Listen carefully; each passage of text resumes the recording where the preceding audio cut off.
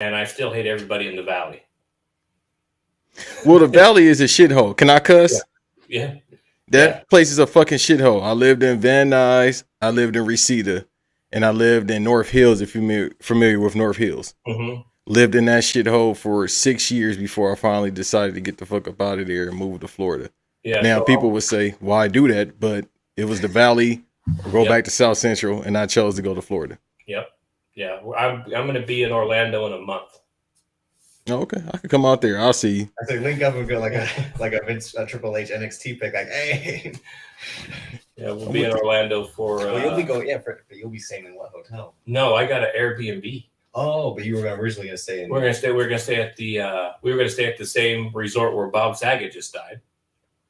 Yeah, you don't want to go there. We don't go there. No. But I got a Airbnb now. Yeah, I got an Airbnb at Champions Golf Club, which is a really good private golf club. For you and the whole team? Me and 7 guys from the team. It has an indoor pool at the house, like in the backyard, and it has 10 beds, and I got it for $230 a night. Well, that's NCAA money though. So yeah, it's NCAA money. Yeah, right.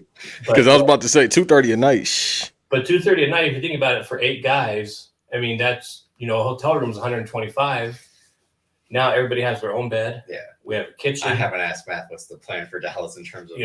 I'll tell you. I'll know when I get there. Go to Airbnb because I think that's the plan. I mean, that's what he's looking at too. But I don't know what our setup is. He'll be like, all right, so it's 10 guys, 2 rooms. Yeah. No. I got the 1 room with the. Like if we're going, if it's a normal tournament day, we get done at don't get back to the check-in till 10 o'clock at night. Then it doesn't matter because we get sleep and then we're gone at 6 a.m. But you're gonna be there for 5 days. You don't want to be sleeping with the same dude for 5 days, all sweaty and shit. So, but it's not bad because it's like $200 for cleaning, and there's like $100 or $200 deposit. So by the time you're done, I mean it's $1,500. But I mean you would have spent that on a hotel, and not been able to cook. So now you can go cook for yourself and go to the grocery store.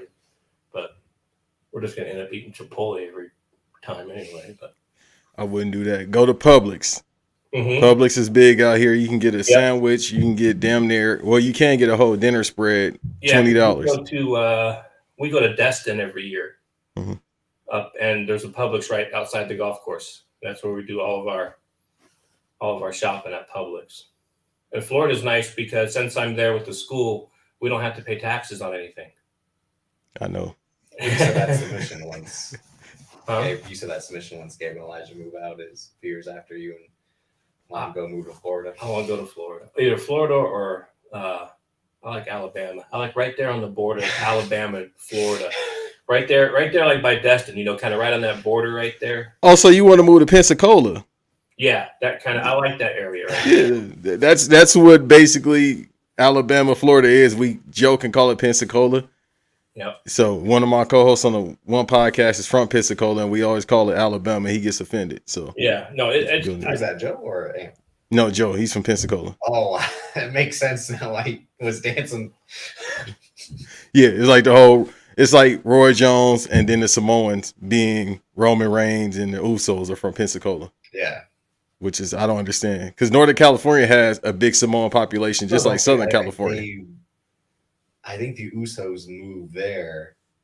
And I think all 3 of them, the whole Anoa'i family, I think, had moved there at some point. Because, again, the majority of them are Niner fans. Or like had Bay Area ties. Obviously, The Rock and Rocky Johnson, they were there for a bit. Then they all moved to Pennsylvania kind of in their teen years, then back to Florida. It's a weird geography where they go here, here, and here. Well, you got a lot of Samoan people, too, in Utah.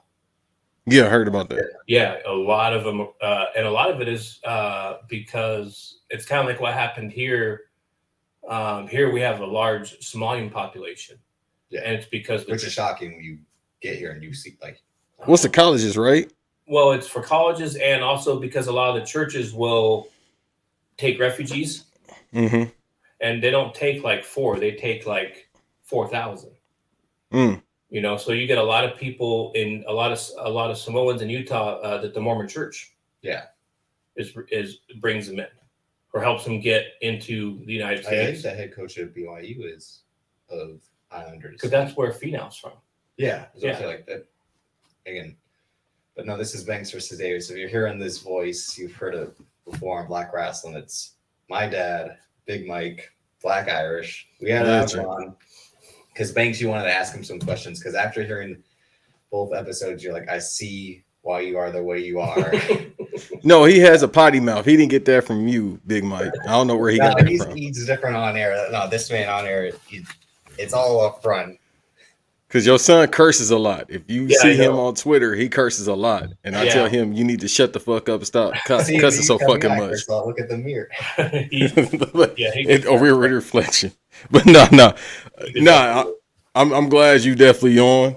Because I do have a few questions for you. And of course, you can ask us questions, etc. Well, that's your baby. So last week, 49ers defeated Aaron Rodgers. And for years, you talked shit about Aaron Rodgers. Mm-hmm. I would always kind of defend back, but the numbers and when you see him play, he's actually one of those. But like you said, you're kind of a rings guy just in terms of how great can someone be at the top. And he's only had one in no other appearance even. At least Favre lost a second.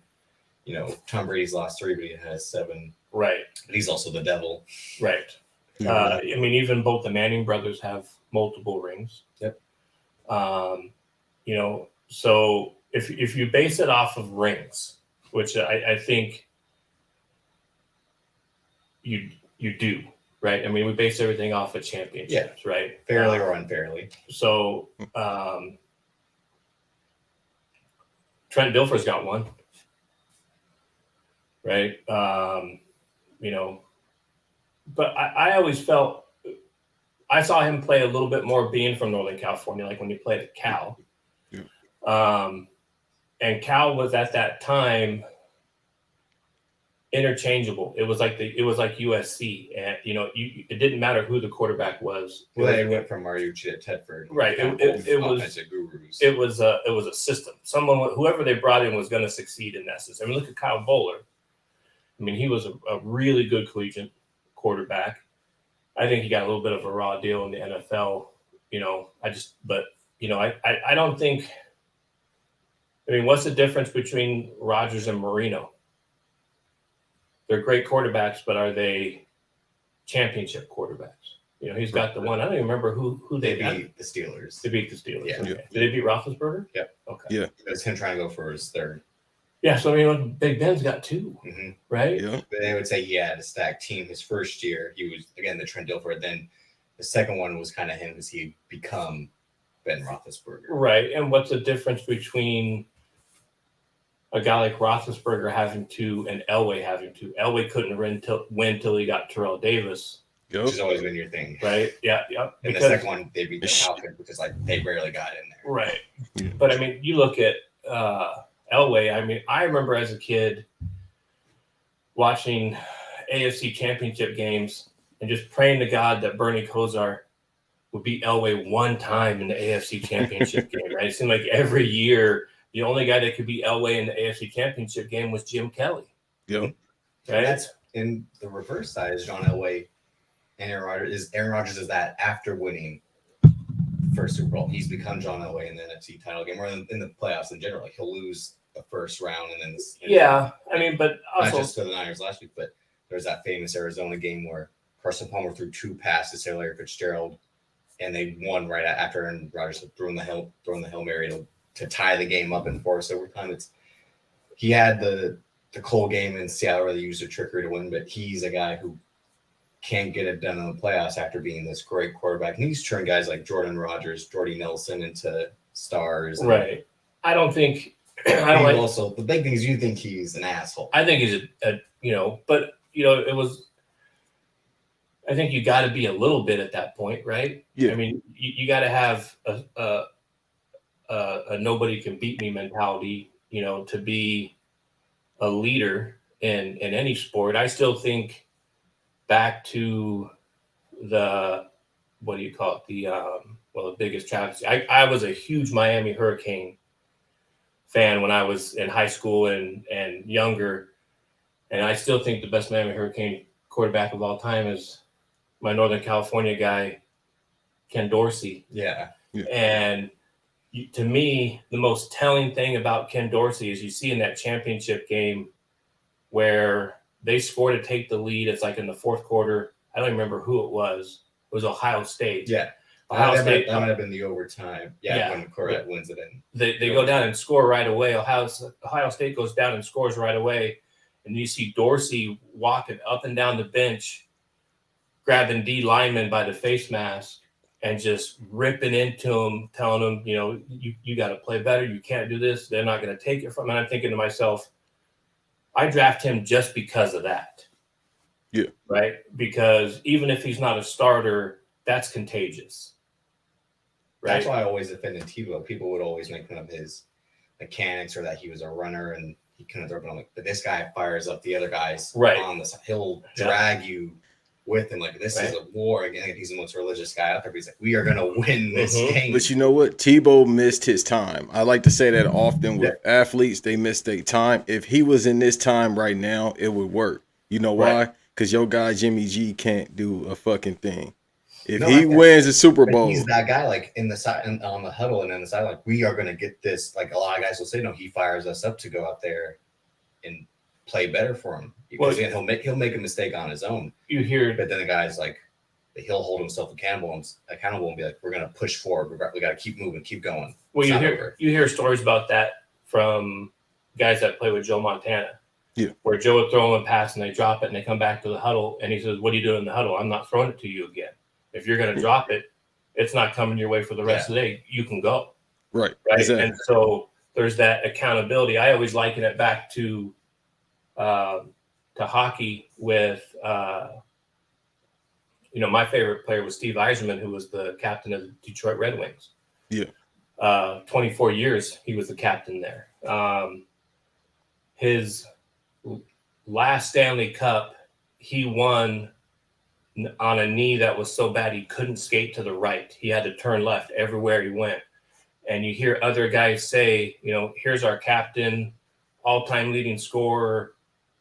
He can't walk, but yet he's blocking shots. He's doing everything he can. So how can I, as a third line guy, be upset that I'm not doing what I'm doing? Look what my captain's doing, right?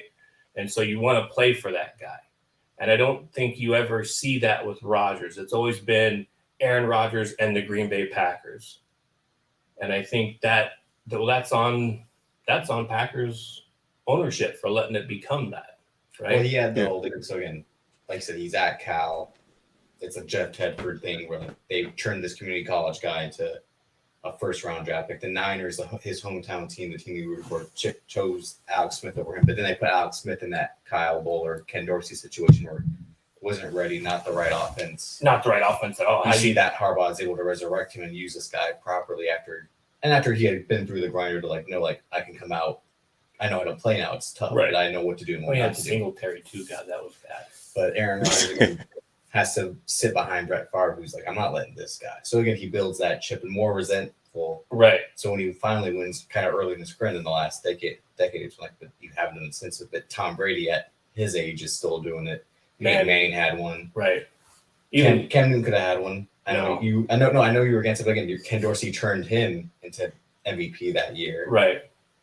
But the thing with Rodgers, and like I said, the asshole thing, I think we've all seen it now, the vaccination, him being anti-vax and when he didn't have to say anything.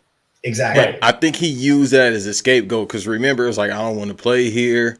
They're not giving me the help, et cetera, et cetera, et cetera. But then all of a sudden he wants to go to the podium. He missed OTAs, which is fine. When you basically a legend or Hall of Famer, I don't need to show up to OTAs like that. Right. So he comes to the podium. He's talking about everything other than what he talked about 2 months ago when he was out jumping over fucking waterfalls with his girlfriend. And then he started getting into the whole vax situation where it was just like, wait a minute. I thought you said you didn't want to be here. So now you want to switch to this. Now you put more heat on yourself. Right. And that's he was pissed about Jordan Love being drafted. So you guys are trying to push me out now. He's the Brett Favre side of that now. And then that's like Pat McAfee every week, and the media hypes this guy up to love him so much, and then they'll always give him a platform. So that's why I think he is this voice now that people are like, "Fuck this guy, he's a prick." Well, his parents said the same thing, but we ignored them. The famous thing where his brother. Again, his brother is that type of wants attention too because he flamed out as a college QB. But still, when your own parents like you can go fuck yourself, and he's probably helping them financially. Maybe I don't know their financial situation, but if he's helping them out, let's say buying them houses, cars, whatever, you can't bury him. It's the whole thing like with Elvis Presley and his pops. His pops started wilding out while he was on the road, and then of course the whole situation with the mom. So it's like, dude, if I'm helping you and we came up poor, why are you burying me while I'm trying to work? And you were just saying, Pat Mahomes' brother and his wife too. No one likes Pat Mahomes' Yeah, brother I mean, and wife. you know, and it's just the attention grabbing, right? Like, you know, that, you know, what I don't care about Patrick Mahomes' brother, and until you find out about him, and you see him, and you're like, you know, I don't need to see Patrick Mahomes' brother. I'm not tuning in to watch this guy, right? Or, you know, that's great. His wife played college soccer. You know, awesome. Congratulations. You know, that's fantastic. But I'm not watching the Chiefs to look at Mahomes' wife every other snap, right? I mean, it's like, oh God, you know. But I mean, I think with Rodgers, I call it the ESPN effect. Right, they did the same thing to Romo, right? And I think Romo actually, as a Cowboys fan, as a person, I think Romo is a good dude. I don't think there's any you never hear anybody say anything bad about the person that Romo is. But it's not his fault that ESPN wants to make him America's quarterback. Well, it's America's team. It's right. But I mean, you know, I mean, it's But I thought, to be honest with you, I thought he handled his time in Dallas a lot better than a lot of guys would have. Mm-hmm. Yeah. I mean, there's a lot of guys that would have gone sideways in Dallas, you know, and Romo, you know, I think he's a good dude, but I think Rodgers is just. He'll always have that. He'll always be that guy sitting in the green room. That's right. Right. He's always going to be the guy waiting for. But it's also the Tom Brady thing too. There's that great doc, the Brady Six, where he's like, I know, like Spurgeon Wynn went ahead of me, Chris Redmond, Mark Bolger, like all these guys. Well, I mean but that's just how sport is, right? I mean, when you talk about the draft, I run into it with recruiting at the D3 level. You know, last year I brought in 5 freshmen, all good players. Only one's playing, right? So you don't know. I mean, it's just you know, I've had guys who I didn't recruit 2 years into their college career are top 10 in the nation, right? And it's like, how does that guy slip through the cracks? Well, sometimes it's just about, you know, maturing and finding out what it takes for you to be the best that you can be. But I think I don't think anybody in the world doubts Aaron Rodgers' talent, right? Yeah. I mean, he's he's a big guy. He reads the game as good as anybody, probably better than 95% of the league.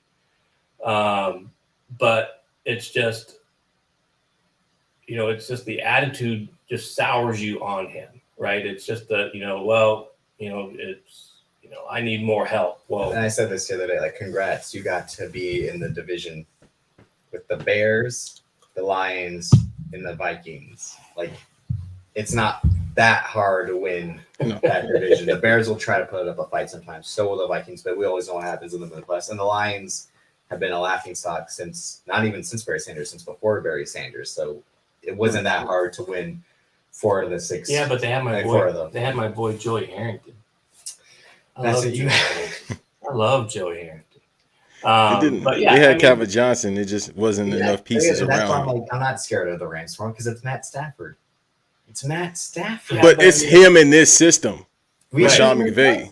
It's Matt Stafford. But, you know, I mean, it's one of those things where how many times the Yankees never should have lost a World Series in that Jeter era.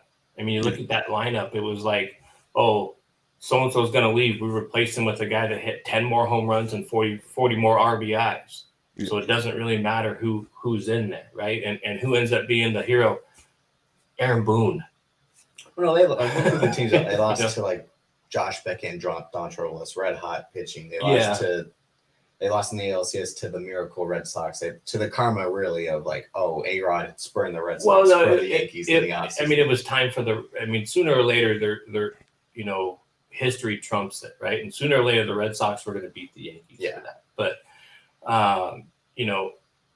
there was a time when going to Green Bay was the last place you wanted to play outside of the month of October. We saw the game. And yeah, I mean, and I'll be honest, after that, I was watching it, and then when Rodgers went down and scored right away, I was like, oh shit. I was like, here we go. Picked it up. Right? I was like, here we go. But I mean, I think I can't believe Buffalo lost. But I think Rodgers. But that's also their history too. Mm-hmm. 4 straight. How unprecedented is that to lose 4 straight? And then they've done really nothing since they had the one Ryan Fitzpatrick year. They drafted Marshawn Lynch, but he didn't become Marshawn Lynch until Seattle. But you think about it this way too: how many guys in that locker room, if you went up and down and asked them, you're going to get drafted and you're going to get a chance to play in 4 AFC Championships games. You may not win a Super Bowl, but you're going to play. Who would take that at the highest level for your career? There's not a single guy in the world that wouldn't take that. Right. Well, that's why I think I said this on Show Your Work. I think more often than not, to me, the Niners the 2 Super Bowl losses didn't hurt as bad as the NFC title losses. The first one against the Giants with Kyle Williams muffed the punt, and the second one, Richard Sherman tipped the pass and then went on the sidelines and said Crabtree. That was just like the ultimate meltdown. I think those hurt more than the Super Bowl, because at least the Super Bowl, like, we got there, and with that game, especially both being so close, the one with the Ravens where we had to come back after Beyonce had turned the lights out, so much and then the second one being everyone saying, "Oh, Kyle Shanahan," that it was like Falcons 28-3 against the Patriots, but him being the head coach this time, so the responsibility was all on him. I was like, no, I mean, you couldn't hold Pat Mahomes to a shutout like that in the Super Bowl. I mean, especially with the weapons they had. I think they had bought their time, like, now we're going to strike here and there and then. But to be so close to the Super Bowl hurts more than actually losing the Super Bowl, to me, my perception of it. Yeah, I think so. I mean, especially when in a game in a sport where it's one and done, right? All it takes is some fluky play or the wrong guy to go down, and it's one game. Whereas it's one game where the NBA finals, NBA, MLB, NHL, you can.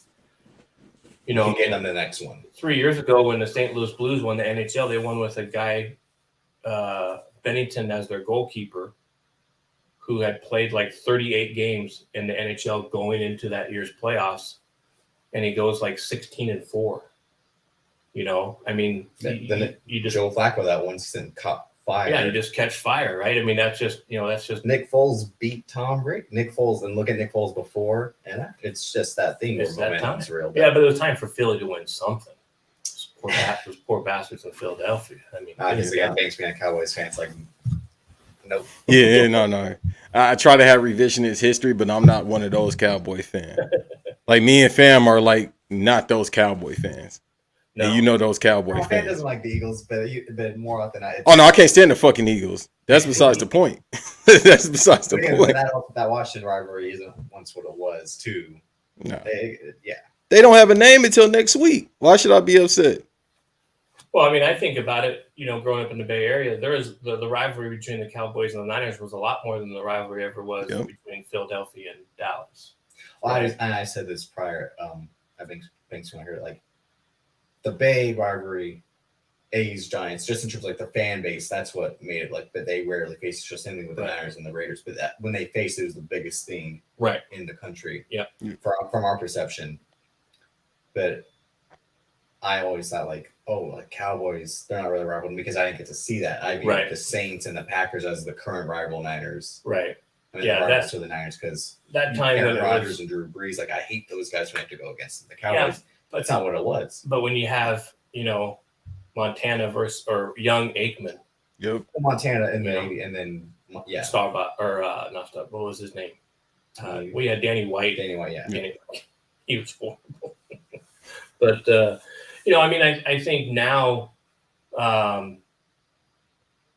it's I think the one thing that has hurt some of it. Like you look at baseball, interleague play. I think that hurts baseball.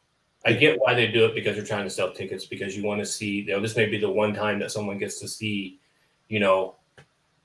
so-and-so play. Yeah. But I think, the reason the Bay Bridge World Series was so good is because Oakland hadn't been to San Francisco or vice versa in 40 years. Yeah. Right. So it kind of meant something. Then the earthquake kind of took care of all of that. But I think with today's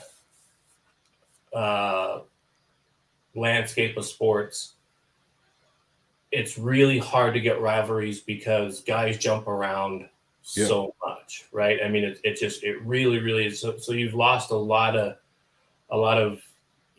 history over where I think, that's what makes college football so good, is because, the fifth week in the college football season is always going to be, Oklahoma State. Yeah, I think we talked about that previously. Those fan bases. Bama, LSU, UCLA, USC. So there's, at least you have that, and but I think now what happens especially, guys jump ship in the NBA. It seems like, and I don't watch a lot of NBA. Every year. But we'll sit down and he'll turn on ESPN, and I'm like, oh shit, I didn't know so and so was, it's like, oh yeah, he just came from. I'm like, oh, I knew where he was like 3 teams ago. Yeah. And I think that makes it really, really. I think that's why, they maybe viewership is down because they lost the casual fan, because it's hard to keep up with who's going where. Right, guys don't stay anywhere anymore, and I'm not saying that free agency is bad, but I'm just saying that I think it makes it hard to relate if you don't keep up on it all the time. Like, where's Durant now? Brooklyn. Okay. Yeah. Like, Banks, you would see like the Bulls that they could sell Chicago, Jordan versus Detroit, Isaiah, Pippen, Dumars, like that's, whereas like now it's Detroit, it's more or less the individuals push the game. Yeah, now it's like, oh, we're gonna go see. It had 3 factors. Jackson, Daly, like it's the whole Goliath of both sides having that. Well, everything was a star. That's why it was such a big match. Whereas again, it's one night it's Devin Booker against Jimmy Butler, and it's like, who? Not Jimmy Butler from Chicago, Jimmy Butler, Miami, Devin Booker, and Phoenix. So it's hard to be like, okay, well, I can still tell you the starting lineup from that Oakland A's World Series against the Giants. And I'm not a big baseball guy, but I can name that starting lineup because that starting lineup stayed in place for 8 years. Yeah. Now it's like, oh, well, I'd be like, oh, what about what's his name? Oh, he's playing in Miami. How's he playing in Miami for? Like, it just doesn't make it, but you guys should go where they feel like they could win, and that's what it's to fight the Aaron Rodgers thing. If you only got one, so these guys have to prove by going elsewhere that they can get another one.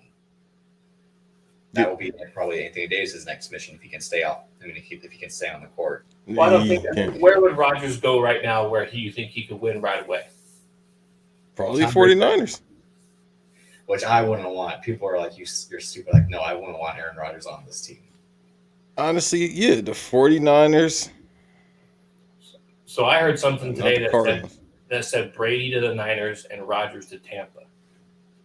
Well, that's what I'm trying to figure out right now. For the past 4 hours, they said Brady is retired. But then Bruce Arians, who is a liar, is like, no, he's not retired. So I'm like, I don't know what to believe. I believe Brady's retired because I don't believe anything Bruce Arians says. I never believed anything he said. Well, I think I think he won last year, which was amazing. And so there's always that little piece of you that says, well, maybe one more. Maybe if we keep this team intact, we can do it one more time, right? And so now you get beat.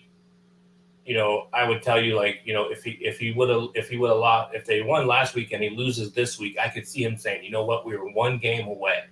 Mm-hmm. But 2 is a whole lot different than 1 in a 16 game season. I've been listening to Steve Young on KNBR, and he said, and Tom Brady told this to Steve Young, that the game's so much easier. That's why I can play. They don't have to beat me up like they used to. Right. When Steve Young played, it's so much easier. And like the flat's always open because Right. guys can't cover like they used to. That's why our secondary, which is already bad, but it's even worse by the fact that even if they kept up with their man, they can't put a hand on him. And we already commit bad PI anyway. But like second, that's why someone like Trayvon Diggs, who had a standout year, is like, who can catch that many INTs now, and like how can you do it by guarding your man? Like Darrell Revis in the late 2000s doesn't really happen. But that's why fly by night corners happen. Josh Norman had that 1 year. It's been garbage since. Everyone gets hot at corner for a year or two. Yeah, Stephon Gilmore is a prime example of that for the Patriots. But he just tore his ACL too, so. Well, I mean, don't you think a lot of it is because they know that they have to live up to it? Well, nobody wants to see, a 10-13 game every week, right? Like, it didn't matter who won that Chiefs-Bills game.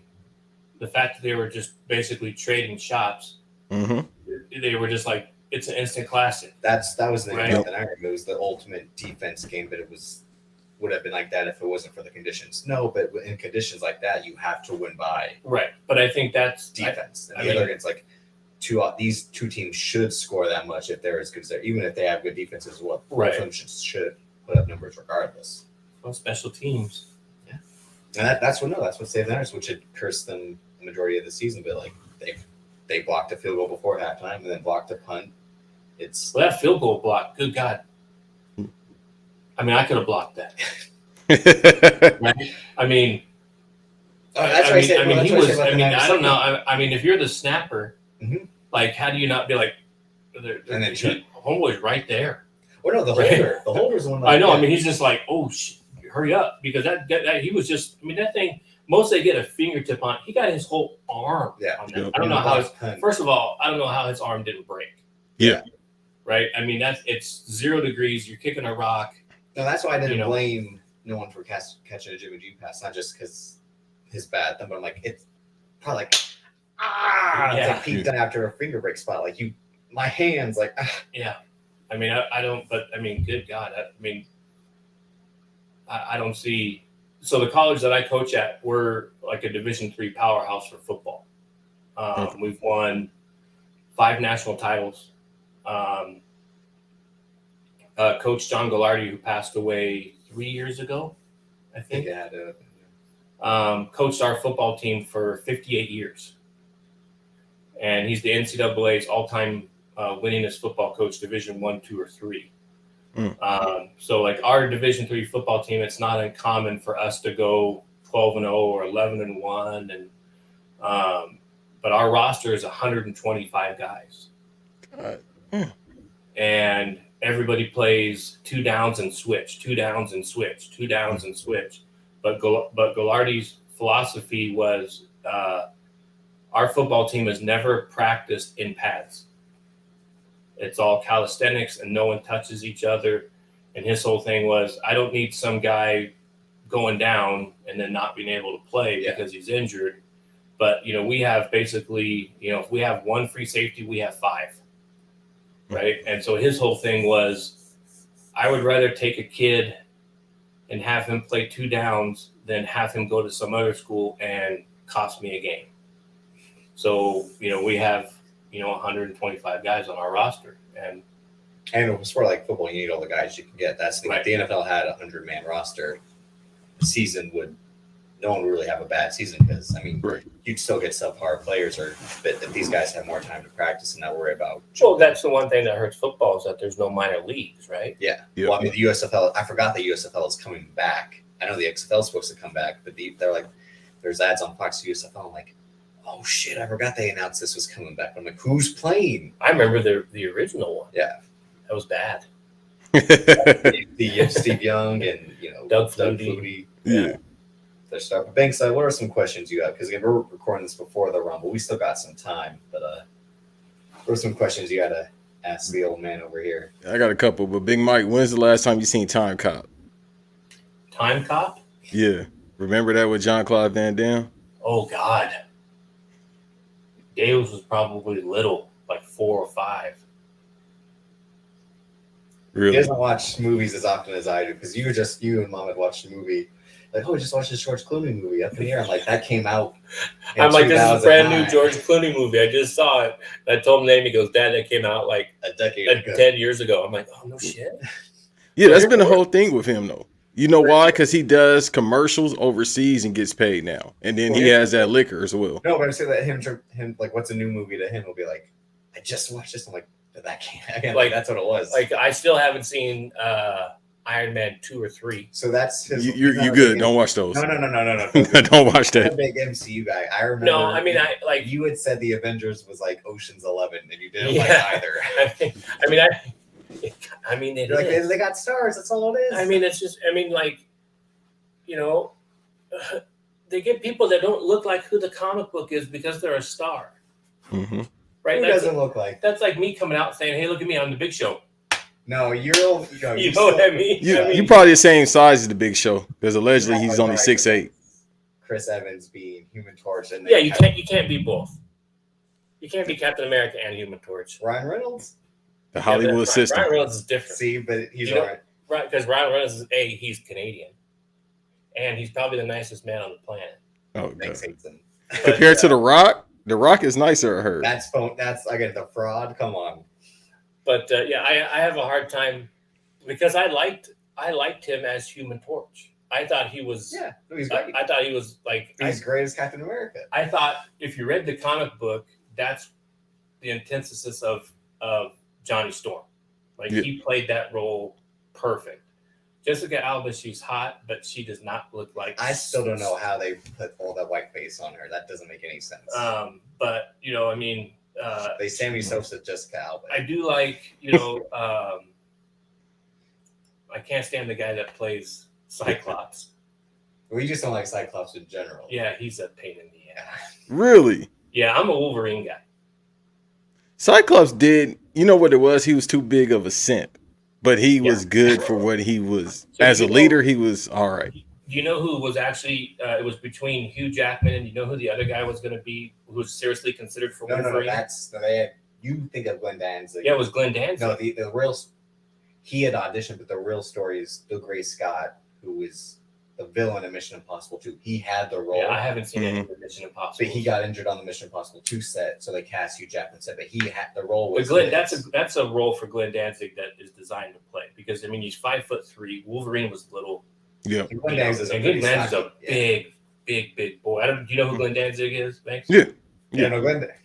You like a lot of white rock music. It's not rock; they were punk. Either he's the whole like "Mom, shut the door" type. I got a huge Misfits tattoo on my arm.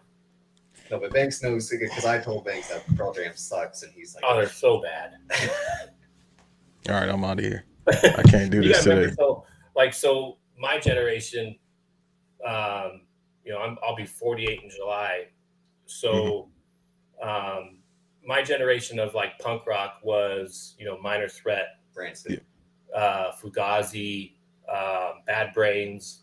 Then you had kind of the Bay Area part of it, which was like Dancehall Crashers. Southern California was like Operation Ivy. Yep. The Damned, stuff like that. Sex Pistols. Everybody likes the Ramones. It's impossible not to like the Ramones. Black Flag. Henry Rollins is fantastic. But then, like, I never liked grunge because grunge just felt like it just was like the commercial version of. I was like, say it's poser. Yeah, it was like, oh, I'm not punk rock and I'm not hair metal, so now I put on a flannel and all I play is the D chord, and it was like. Okay. That's how you viewed BMXers when you were skateboarding. Yeah, I love BMX now to no end. Yeah, but like when I was a kid, but then no one respected rollerbladers though. No, fruit booters. That's what we used to call them. We can't call the episode that, but we might have to. We might have to. Fuck it. Because it's an old term, and I know exactly what he means. Just because that was the whole Venice Beach thing. It was like Stevie Ray. It was like the same thing when I remember when. I had a buddy who was a really good snowboarder in the 90s. And so I went snowboarding with him and some skiers went by and he's like, 2-planker, and stuff like that, Well, it's like a cake eater. Yeah. So, and here in Minnesota, if you're a cake eater, you're a kid who plays hockey from a rich town. Oh, you're a cake eater, like in Mighty Ducks. Because you can eat cake every day. You know, because you're. They Cause call you got Adam money. Banks a cake eater. I Yeah. was like, I never understood that as a kid, but once I moved here, you told me why. Yeah. Once the boys started playing. Yeah. That's what they call the folks in Edina who could, afford. Well, you know what's funny is there's a men's hockey league in Edina called the Cake Eaters, the big birthday cake on their jersey. But eat the cake, eat the damn cake. But yeah, I mean, I never got into the. I mean, I'm not saying that they're not talented. But no, my whole again. Listen to Chris Pratt on Parks and Rec. Do Eddie Vedder. I would rather listen to Chris Pratt. I would rather listen to Chris Pratt than Eddie Vedder. That's not a good popular. And then imagine listening to Chris Pratt. But that's what. So like, I love, Chris. I think he's great in Guardians. That's one of the few because we saw that together. And I love Andy Dwyer, but Chris Pratt is Chris Pratt. Yeah. Right. So like, I like him as Andy. And Star-Lord, yeah. And Star-Lord, but as far as who's Chris Pratt the person is Captain Magica, But that's most actors though. They all have like the biggest ones. They all have deep dark secrets. So yeah. Not to give him like leeway, but that's what it is. He's a Minnesota guy. Yeah, but your boy, that's the thing that Banks is hyped for is Batman now. Yeah, that looks good, doesn't it? Listen, I'll come out there if you want to go see it. Yeah, let's go. I mean, I tell you what, I'm a huge Robert Pattinson fan. I think he is. I think they made a mistake in one thing. Though I would have rather seen him be Batman Beyond. Yeah, which is what we talked about. I think he looks a lot more like Terry to me. Terry McGinnis, yeah. But especially with the hair now and being but I mean, guy, he looks. I mean that like watching that Batman like. It's how I felt when I first saw the commercial for Bale. Like, ooh, this is like he looks like he's Batman. Like he's I still think like Michael Keaton. So bad. Yeah.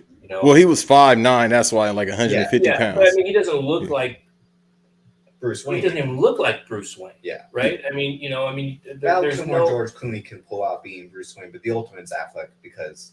And in terms of what the comic, like he's 6'3". Clooney is exactly who Bruce Wayne should be. Yeah. But Affleck is who Batman should be. Yes. Right.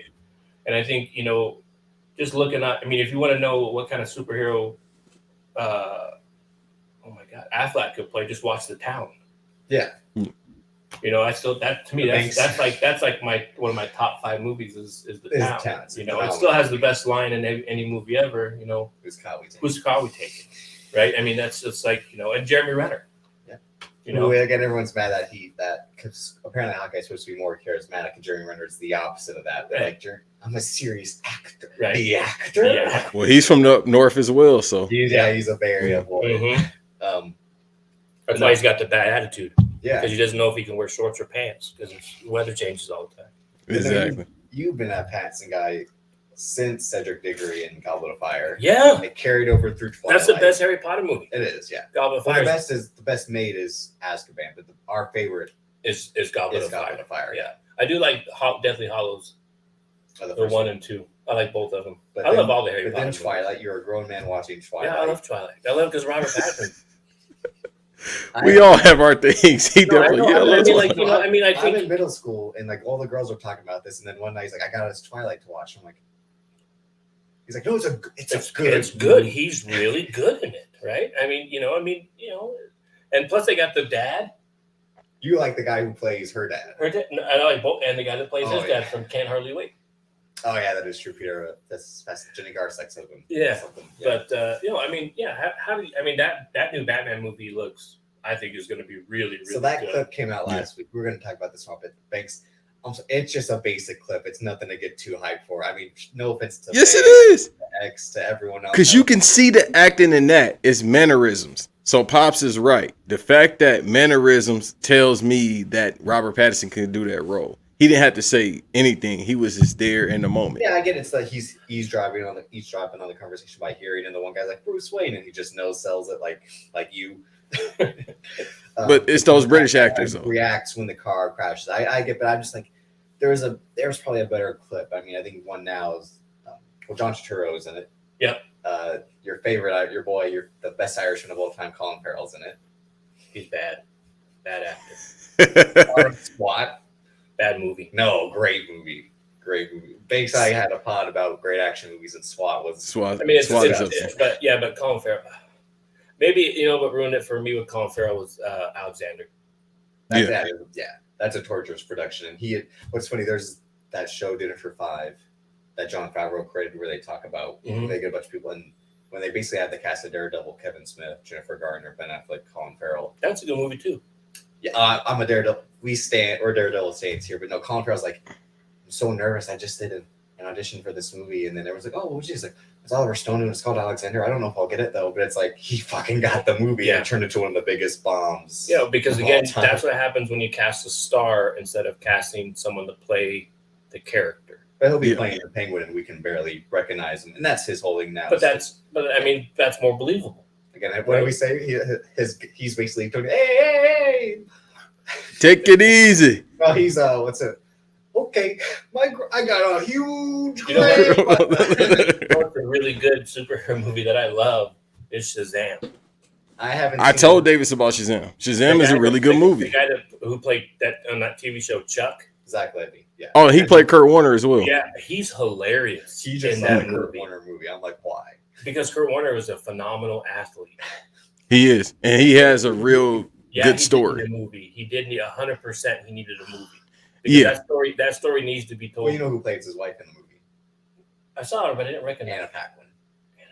Rogue. Oh yeah, yeah.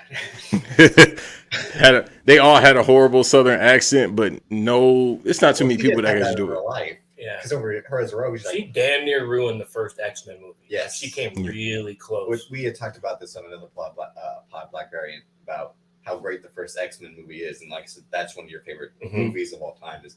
And the interaction with Ian McKellen and Patrick Stewart. Well, I mean, you have Ian McKellen and Patrick Stewart who could do anything they want because they're just phenomenal actors. Like Banks studied acting, so he didn't appreciate that. I mean, you look at Lee Strasberg work. Tell me one thing that Patrick Stewart's done that he isn't just 100%. Oh, you're a Star Trek guy too. Exceptional in, right? Yeah. But you got Ian McKellen, who is just another one who's just phenomenal. And even just when you I've probably watched when they go on like Graham Norton. Yeah, I've watched that. I've watched that episode like 20 times because I just like to listen to the two of them talk back and forth. But like in that first X-Men movie, that opening scene when they take Magneto and he bends the fence, and it's so strong, and then all of a sudden after the meeting and they have the interaction, and then he has one of the best lines. We are the future, Charles, not them. That's so comic book. And so, that it just sticks with you as a kid who grew up reading the comic book. Like, that's what you and pictured, right? Anna Paquin. Again, they don't treat her the same as because Rogue's basically Superman, but can also take power. She has all these other ones. You know how I feel about Superman. Yeah. He's the worst character ever made. No, I agree. I mean, and there hasn't ever been a good Superman movie. Man of Steel's good. Yeah. I fell asleep 4 times watching it. I said, okay, there's something about this. Kevin Costner are great. Never been a good Superman movie. Never will because he's a flawed character. But I like Tobey Maguire as Spider-Man. I like Tobey Maguire as Peter Parker. I should say. Oh no, he's no. Because that's what Peter Parker looked like in the comic book. Well, there are revamped versions again. Like Tom Holland's the one who really. Is Spider-Man. But you like Tom Holland again on Graham Norton and I love Tom Holland. He's hilarious. I think he's. But as young Spider-Man, I get it. It makes total sense. And I was thinking about the first two. Even though Andrew Garfield kind of had a whole movie. Andrew Garfield. No, he's a great Spider-Man. He's a great Spider-Man. It's such a bad choice. He has a bad second movie. He has a great first. I can't think of a single movie that he's in that I'm like, oh, I want to watch. I'm like, who? No, the cat Garfield. No, like you were furious when they cast Jamie Foxx as Electro. Jamie Foxx could do anything though. Big Mike, come on. He can't. But there's another thing of star to sell the movie. Yeah. But that's what Hollywood started to do. Right. And I'm not saying and I love Jamie Foxx. I think he's not many guys can do what Jamie Foxx can do. I just think it was and at least they had done the modified version of Electro, the skin, the purple skin, the blue, not the face, not the psychosis outfit wearing. But that's the comic book. We had the big lightning bolts going everywhere. Yeah. They did that in No Way Out for a little bit. No Way Home. No way home. Yeah, Too. not No the way Eddie I'll think about Guerrero pay-per-view. Speaking of, that's actually what I was going to ask you, Big Mike. So, in your opinion, is Eddie Guerrero the greatest worker of all time? Ooh. All around, right? Yeah, because he had He everything. developed mic skills later, and it was phenomenal. He just wasn't 6'2". I mean, I think you could make a real strong argument that he is top 3. You know, and I guess it depends on too is generational, right? Well, it's he. I think we've talked about some of your people before, Matt, because Matt's a big Eddie Guerrero guy like you are, and I love Eddie Guerrero too. I think the mistake I made when we did top 15 wrestlers last year is that he barely missed my list. But we also want to have the same guys. I think we had agreed on Samoa Joe being a top 15 worker.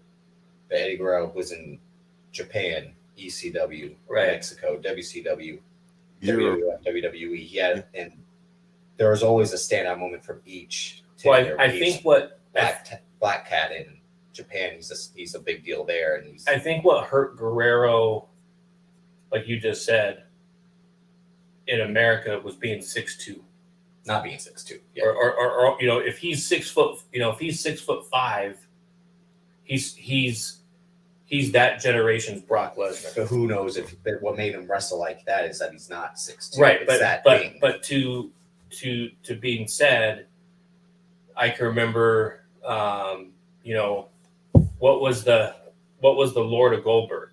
Look at the size of him. Look how he moves, right? Who can beat I mean, he can pick up guys 600 pounds. This guy can beat anybody. Yeah. Guerrero has, you know, a lot more talent than him, but again, it's like Rey Mysterio beating Kevin Nash. I don't know if I believe, you know, if that's a hard sell, right? That's always been your thing with CM Punk, besides the whole overblown. Yeah, like I can just say an unbelievable fight. You don't think that this guy? Well, I mean, you know, I will say this about Guerrero is, you watch those ECW matches with Malenko. I mean, Guerrero to me is a lot like Kurt Hennig, and I go back to Kurt Hennig a lot because Hennig made everybody look good. Yep. Hennig wrestled everybody's style. You know, if you wanted to go hold for hold, Hennig could do it. If you wanted to grapple, he could do it. If you wanted to get on the top rope, he could do it. He could take a chair shot. And then you get him on the mic, and he was fantastic on the mic. So Eddie, yeah, I'd say he's top 3. You know, in my opinion, that's really, you know, my top 3 is probably a little bit more my generational bias, you know. Because I've missed so much the last couple years or last 10 years. But, you know, my top 3 would probably be Guerrero, Edge, and Banks is a Christian guy. Well, I like both of them, but you prefer. But I still see, like, I don't know. I mean, I think you've seen Edge now as maybe. You also haven't seen much of Christian in AEW. I haven't. He hasn't wrestled as much. But you know, and again, he was wrestling a lot when he first got there. I'm gonna go with my staple, but you know, and everybody hates me for it. But you know, it's Flair. Yeah. Right. Yeah. I mean, we all have our problematic fave in yeah, you can't. And the thing is, yes, he did what he did, and this is not, you know what I mean, getting away from that. I'm talking professionally. Right. Flair is the standard of which most entertainers as a whole took stuff from. Yeah, the reason you want to be a good promo in the ring is because of Flair. I think what happened with Flair is what you saw happen to guys like DiBiase and those guys, where Flair, they couldn't be as good. He couldn't separate himself from the character. Yeah, exactly.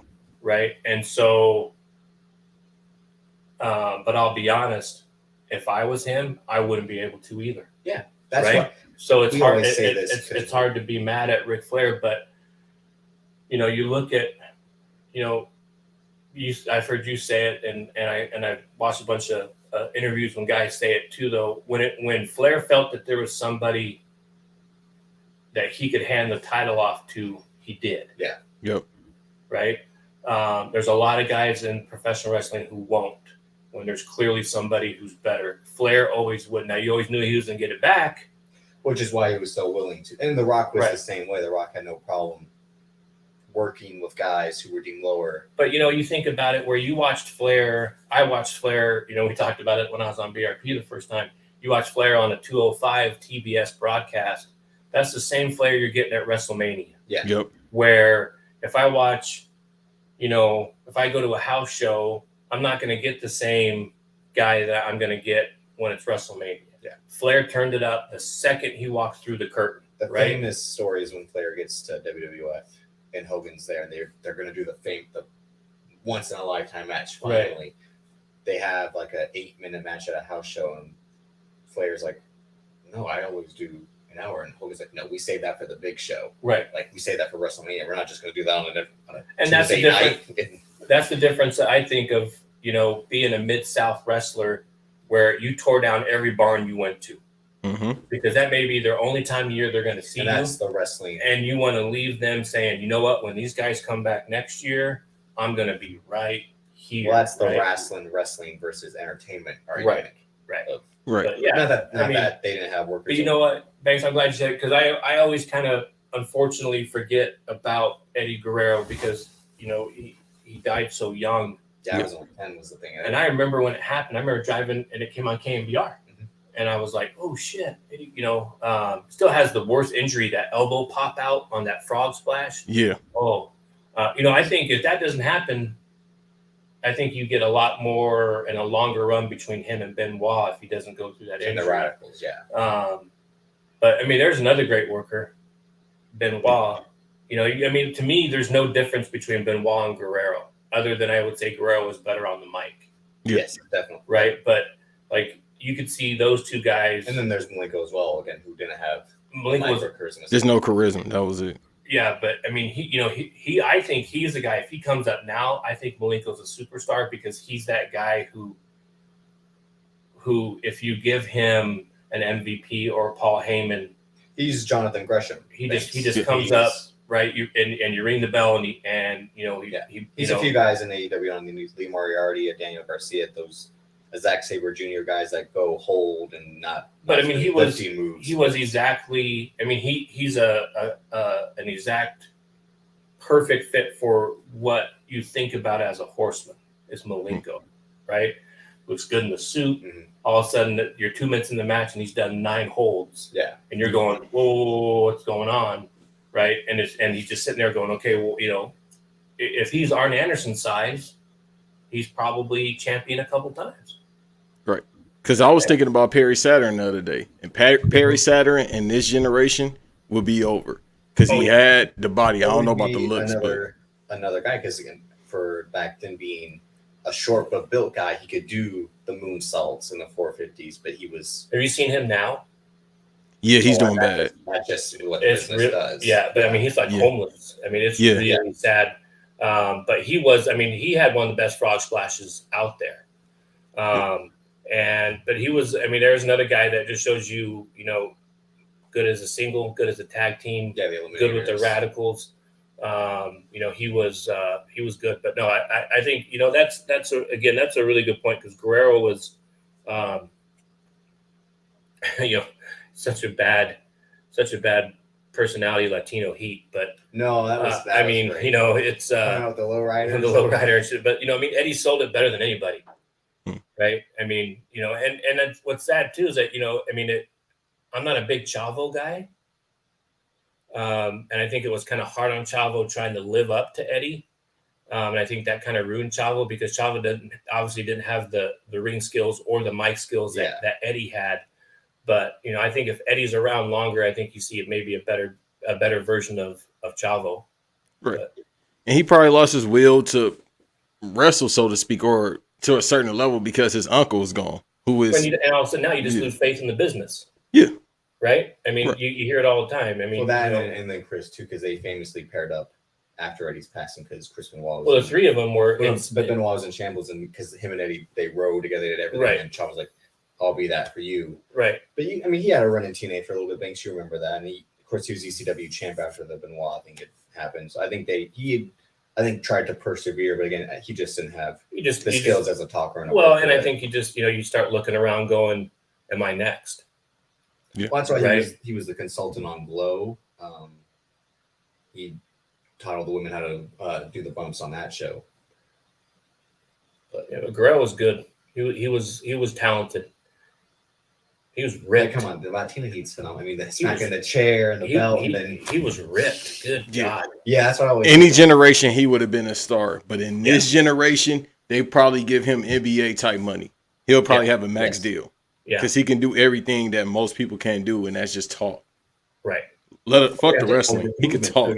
Yeah. Well, I mean, that's the thing. Like, I've been watching a lot of it lately, trying to so I don't sound like a complete idiot when I go on the podcast with Davis. But that's the thing I noticed is it seems like the wrestlers nowadays go one direction or another, right? Either they're really good in the ring or they can just talk. There doesn't seem, and the guy that can do both is the guy that's wearing the strap. Yeah. And that's just or not, and then getting screwed over. That was the whole thing with Daniel Bryan after he learned how to talk, after going through Team Hell No, and yes, he had. Yeah, but if he's 5 inches taller, and that there's still that backwards mindset that Vince McMahon has, and that's just the way it is. I had a friend in high school, Matt Clay, 6'3", phenomenal basketball player. Went to De La Salle. He was like Charles Barkley. He was like 6'3", 235, right? Couldn't move him. He had D1 coaches come up to him and say, 6'5", you're on a full ride. 6'3", I got nothing for you. Yeah. Right. And that's just the way it is. And you know, I talked about that, Banks, about it was so crazy, even though I wasn't a fan of his for the longest time. But the Steph Curry thing was he's 6'3", and they're saying this guy can't be a point guard, but Chris Paul, who I hate and you respect, is 5'10", 5'9", somewhere around there. And that's what's funny about Edge, who he hated. I think on his DVD where they're like, it's crazy to think that this guy who was 6'5", blonde and good looking had to struggle to become a main eventer. Right, because he's the prototype of the main eventer, right? I mean, 6'5" with muscle and long blonde hair. I mean, that's McMahon's. But again, he had to go through everything. And again, it's not like they had ever. He literally went through like all the tiers. And I feel like more often than not, guys have to do that. You have to do the Shawn Michaels tag team mid card world title, and then you can sell a program without being champion. Yeah, that's how you know you're a full around star. I mean, as much as you dislike Randy Orton and you like Randy Orton, that's the thing that he has, is he went through all levels. Yeah. Well, Big Mike, I'm telling you from my perspective, why I love Randy Orton, I saw him in person. It was like an art. And this maybe because it was Rey Mysterio. So he was wrestling against who Rey Mysterio should be high on people's list as well. Another guy, if he was 6'2". Right. He's out of here. Can he fly? It's you. I always say, like, you got to give up one or the other, right? You give up, you might not develop the skill set. That's why, like, not every 6'7" guy can be quarterback. You think you could see over the field, but you got to have a good arm. Well, I mean, my thing with Randy Orton was, goes back to 5 minutes later. Headlock. So I like in Randy Orton. I'll put it this way: I like in Randy Orton the Roman Reigns. It felt like the push was so hard, right? Legend killer, which is Batista's putting him over, H is putting him over, Flair's putting him over, and it's just like you're going to be the biggest thing in this business. What am I missing, right? And. I kind of feel like that kind of a little bit with Roman Reigns, a little bit. Much like I think it's funny. I think it's a similar comp that I just came up with. He was a Jay Cutler type of guy. Like, you have the tools, but the attitude's bad and you don't want it enough. But people will continue to give you a chance because you have the tools. And there's legacy there, right? I mean, McMahon probably saw Orton since the day he was born. Hey, pal. Right? I mean, you want to work here? His old man and his dad and his uncles were involved. I haven't seen you since you were damn it. So it's just, you're just kind of waiting for it. I mean, you could say the same thing about The Rock. I mean, we all know The Rock was never a good wrestler. No, he was. No. Well, he had good match. He had really good matches. I mean, for Rock was again with Rock it's like with Flair. It was never about the match. It was about the build-up. But he's not completely. He did reinvent himself very well. He's not a bad wrestler like how people think Triple H is a good wrestler. Like, The Rock didn't have to trick people to thinking he was good, whereas Triple H tries to trick people to thinking he's a great worker. The Rock could do his stuff phenomenally. Well, okay, so like Scott Steiner. when he's tag team with Rick, all you heard was how good of a worker Scott Steiner was. Yeah, because it was accurate. Yeah. Then he becomes it was pacing. Right. Then he becomes Big Papa Pump, and all of a sudden now he's only got 4 moves, and all of a sudden it's just like right, left, right. The body is suplex. But it's like with Triple H, it always felt like it was like watching Hogan, but he was just a little bit better agility wise than Hogan. It was like, you know, it just felt you were just waiting. You were waiting for the pedigree, right? You were just waiting for the finisher. Where, you know, when you watch someone like Kurt Angle or Shelton Benjamin, it could happen anywhere, and they could finish somebody with any move. Yeah. Right. Where Triple H, it was like you're waiting for, you know, again, Kurt Angle countering the style splash, the ankle lock. It's like, holy shit. You know, you're waiting for the flying knee off the rope so he could pick you up in pedigree, right? Waiting for the big boot for the leg drop. Like it was that kind of thing where, you know, Benoit had the flying headbutt, he had the crossface, you know, or he could roll you up into a small package or flip you over into a shark. Like you just didn't know. Ricky Dragon Steamboat, same thing. You didn't know where it was going to happen, right? Yeah. Macho Man, same thing. You didn't know where it was going to happen. I think that will be the thing to be interesting tonight because we're saying this before the show, and we'll wrap up pretty soon because it's 6:00 now. But what kind of pissed you off about day one was the Becky Lynch with Morgan thing, where you see the one doing all the work, and then Becky Lynch does the roll up at the end and cheats, and it's just like, oh, so it's Triple H. It was like me seeing Triple H back then, not really knowing, but like Sledgehammer comes in, and you just walk out, then you're like, who won? I'm like, well, Triple H won. And you're like, well, I could have told you that as soon as the Sledgehammer came in. It's just, again, that, you know, and I probably use the wrong terminology when I use the word squash, right? But that's because it kills momentum. Because I think it killed the momentum. Like here, all of a sudden, these people go for 12 minutes, and you're into it, and then it's just like pulling the rug out from underneath you. Yeah. Oh, right. And you know, Liv's not going to get another chance. I mean, you really. Well, I think Drew drops in that spot now. Right. And she's not bad. I give her credit. Like, I think she is. I think she's talented. But it's a testament to them to now put someone else new in the spot, which is something they rarely. I think they're trying to make. That's what made the Liv thing so good, because this was someone who had a small fan base. Shouts to Cal, Antonio, kind of myself. I always thought she was a better worker than people gave her credit for, but I'm like, she'll never get really the one-on-one. I mean, she's not great on the mic, you know. And who is? It's if you're gonna, she's better in the ring than she would be on the mic. Much like MJF is better on the mic than he is in the ring. Yeah, I don't. MJF, I think he's an idiot. But well, you were all in on. So now, I mean, I like him. I think, but again, like to me, so after the math, change your mind would be like, you've seen this before. It's just. Well, I tell you what, I think I've only seen him wrestle twice, and I didn't think which is his thing. He doesn't wrestle as often. I think he's better off being a manager. Yeah. To me, I think he would. You know, I think I could see him. But him and Darby Allin me and Fan thought was a great match at Full Gear. Banks, I don't know if you would. Yeah, no, I watched the whole pay-per-view. It was a pretty good match. If you thought that was a good match as well, I thought it was great. It was cool. I'm not a big Darby Allin guy, but it was good. Yeah. I like him. I like Darby Allin. Yeah, he's all right. Well, he's better than CM Punk, right? Who isn't? Exactly. Okay, see that's what I'm waiting for. On a scale of 1 to 10, how much? Who is? Exactly. Cody Rhodes better. No, don't you ever say that again. Nope. No, he might be right. I might take Big Mike's side on this one. Yeah, and I can't stand Cody Rhodes, but he might be better than CM Punk. He sleepwalked through a match now. Just again, Sammy Cabrera had to leap off a ladder and hit him with a cutter. People like, oh, Cody Rhodes match is great. Well, at least he tries to do something. That's the thing with CM Punk. He ain't tried to do shit since fucking ROH. Well, then don't come back.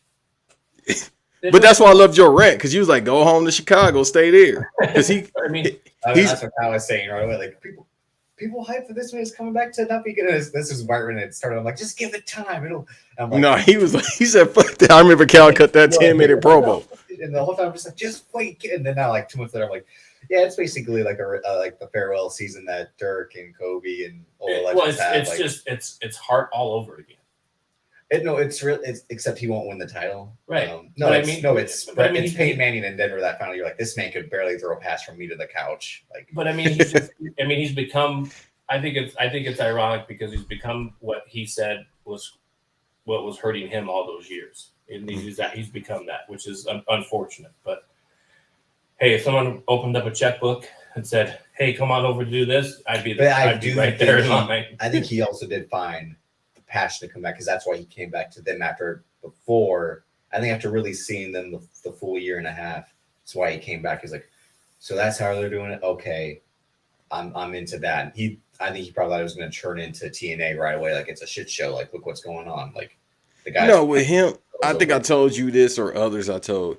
It's like when that rent is due or that mortgage is due. Well, that too, yeah. You got to figure it out. Yeah, he's the guy who hoards his money away because I respect that. Though someone's like, hey, you can have one bad day and you're broke. Like, hell yeah. Yeah, no comic book's not moving, so he had to come back. But any other questions before we head out?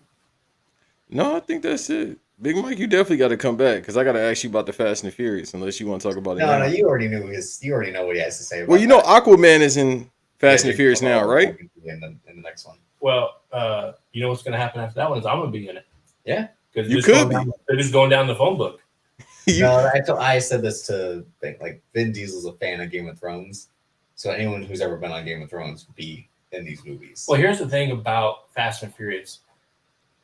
I haven't seen any of them. You should though, and I probably never will, just so I can irritate him. No, but your son did a good job with commentary. You should just listen to it if you want to hear his voice. You've been listening to it for 26 years. What am I doing? I really think, like, to me, I could see making one or two of them. They did it. They're like, you know what? We should make more. These are great. But I think if like you want to see something that's better, easily better, is Cannonball Run. Cannonball Run's great. I will say, yeah, Cannonball Run's good.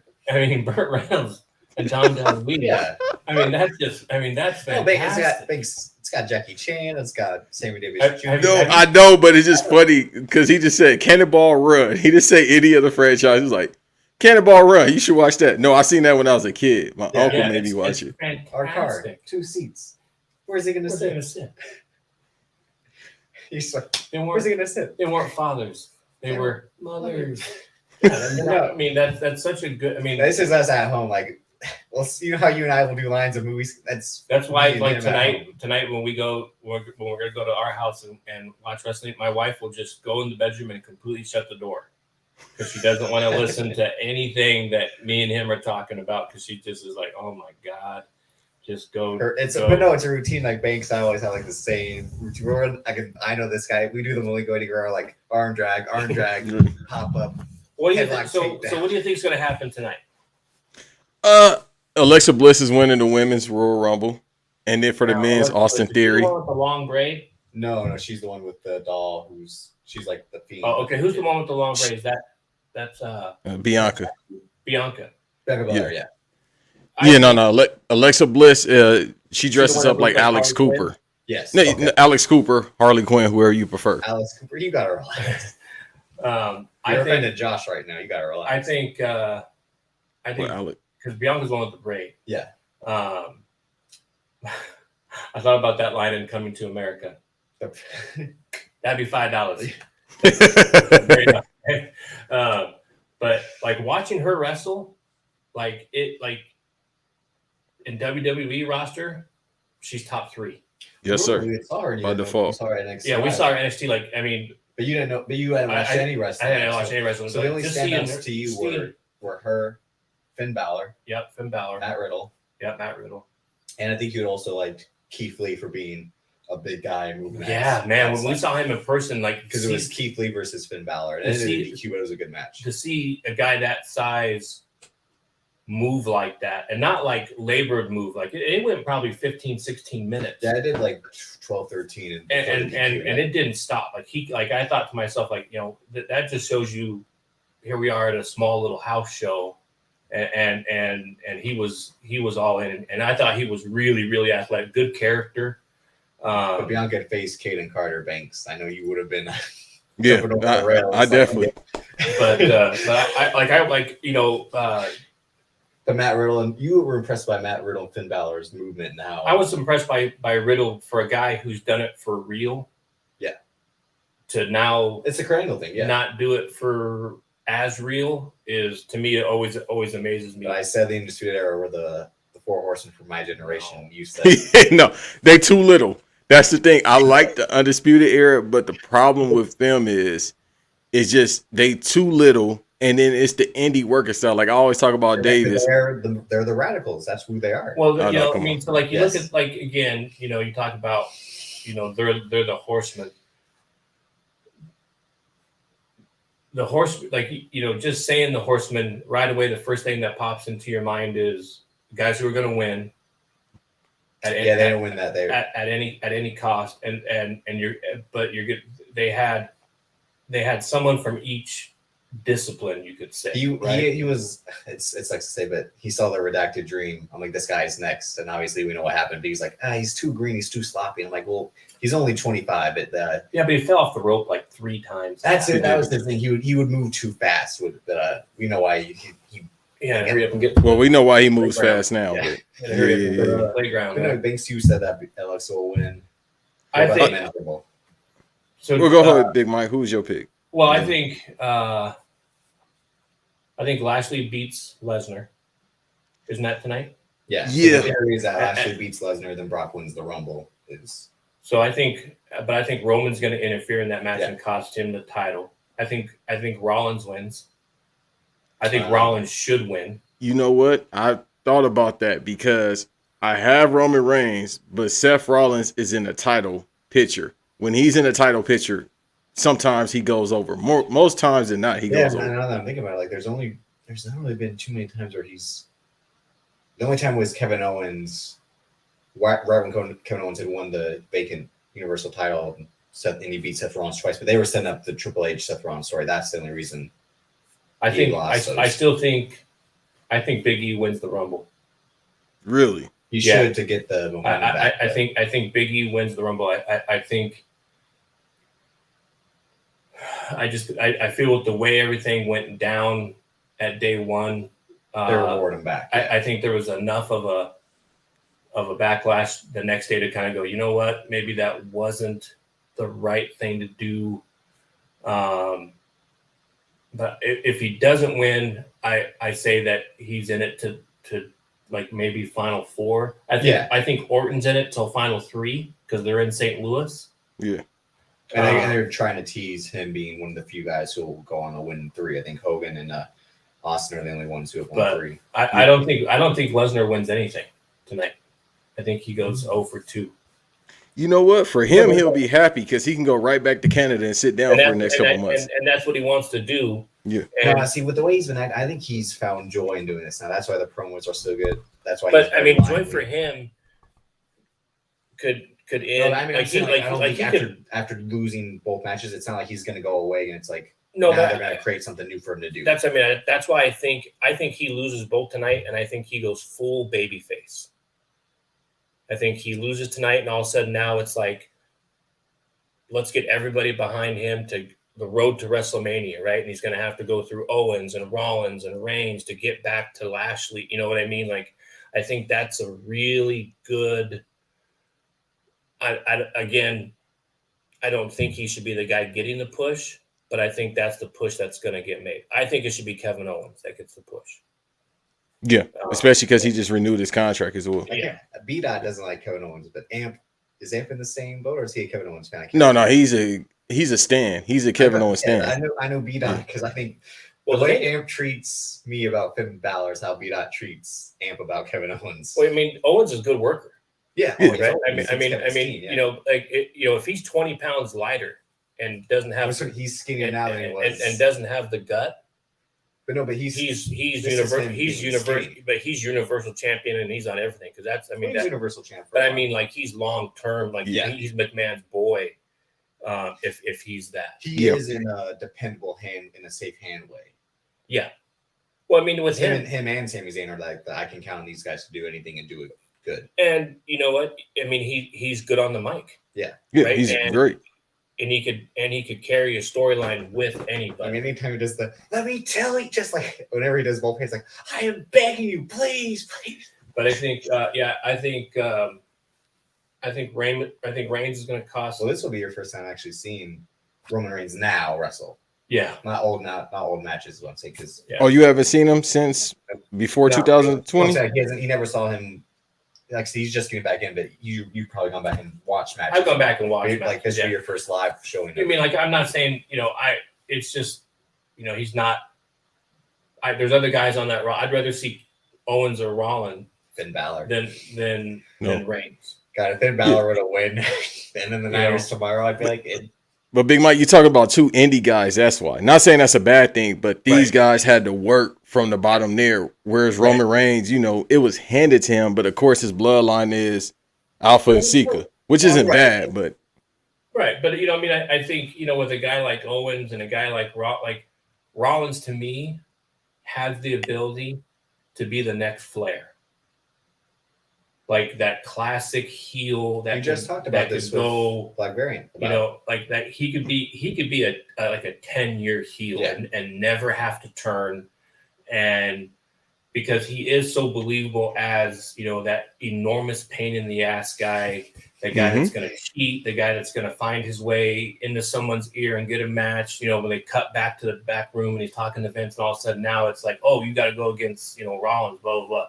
Like, he is the perfect guy, I think, to kind of fill that hole. I think the biggest thing that they have stacked up against him is the fact that they don't have enough baby faces.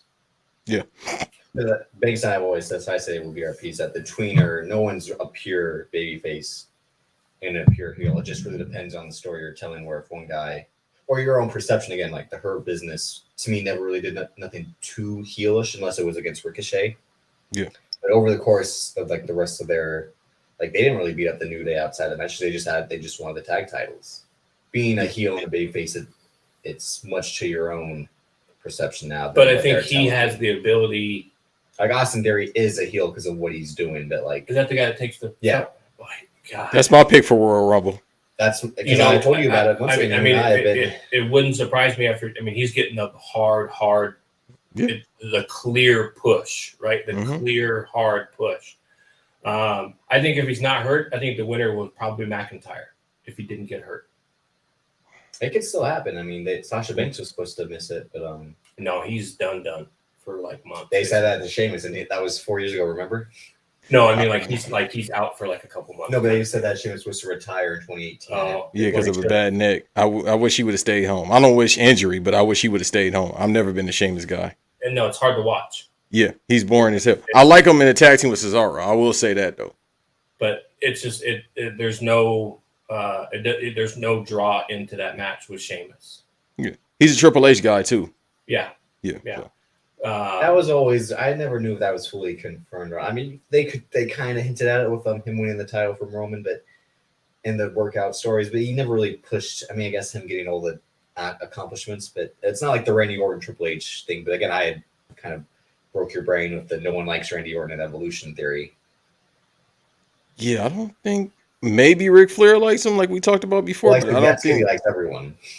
Yeah, well, I think Ric Flair's like Rex. I don't like confrontation. Well, I think Rick looks at guys in the respect of if you can hook one, you can hook them all. Yeah. If you can get one guy in the crowd to like you can get everybody to like you. Right? If you can get one boo, you can get 10,000. Right? And it's not that I will say, Orton's a lot like Hart. The matches look pretty similar to me. Yeah. I'm not a fan of the RKO. That's the first time I've ever heard that.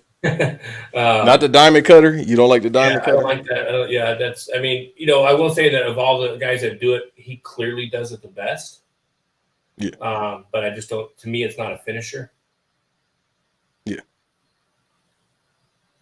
But I think the interesting thing will be about the Rumble will be to see. I think someone's going to come in 7 through 12 and make it to the final 4. Goldberg? No. He could show up. Now Goldberg could show up. It wouldn't surprise me if he's there. I got a hard time watching Goldberg now because when he was in WCW, it was fun to watch. It may not have been good wrestling, but it was good TV. Yeah. right? But again, Hogan ruined that, right? With his NWO, I have to be, the guy thing. But, Hogan was, or I think Goldberg, like I remember telling Davis's mom one time, and she was like, I think wrestling, because he was little, she's like, I think, this is way too violent for him to watch. And I'm like, you got to remember, he looks at Goldberg the same way he looks at Batman. Like, they're both superheroes. Yeah.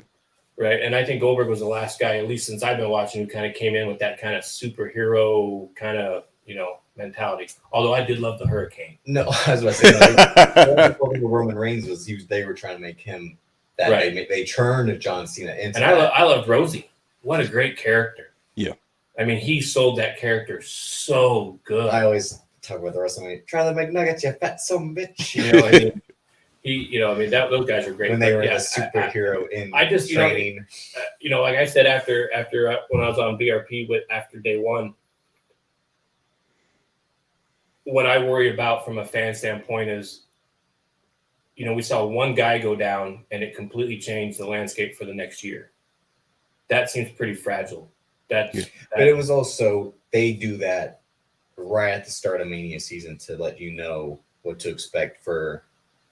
But you gotta have some stuff. There has to be some guy that you can lean on, and it can't be a guy that's been gone for 8 weeks like Lesnar, right? You can't do that. All those years that WCW and NWA relied on Flair and Dusty, they were still on every week. Yeah. Right? When they relied on the Warriors and TA, and even when WCW relied on Page and Booker T, they were there every single week. They wrestled somebody. It wasn't like all of a sudden now Lesnar shows up and you're going to see him for 4 weeks and then not see him for 6 months, right? I think that's. But again, that's what happens when you only have 2 places to go. Exactly. Right? So, but no, I think it'll be interesting. I hope it doesn't. I hope they don't find a way to fuck it up. That's they will. They will. I was about to say, again. You knew they would win right after the Becky Lynch Liv Morgan match. You're like, no wonder there's companies in this shit. Yeah, no wonder it's so. Like, no wonder the reigns are fucking terrible. Yeah, God damn. Well, Becky Lynch is just lazy. That's why.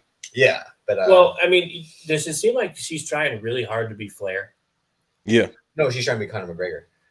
Oh, yeah, that's why she cocks up her accent. Yeah. So bad. But Banks, she's making white people look bad.